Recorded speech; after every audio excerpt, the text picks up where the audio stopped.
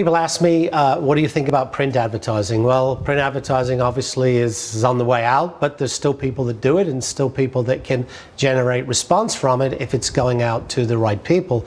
Also, you've got the opportunity to advertise in digital magazines, and obviously you've got the opportunity to advertise on websites and in blogs and various other publications.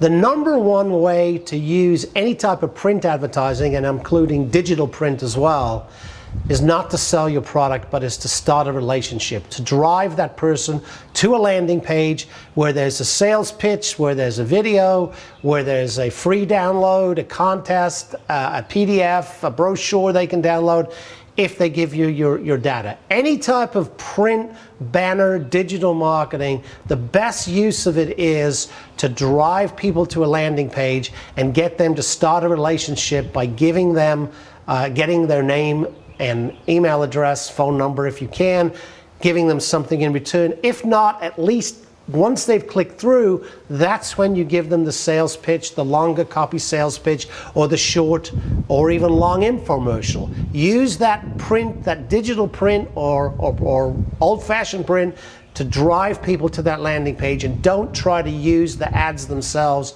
to sell your product. You'll be much more successful.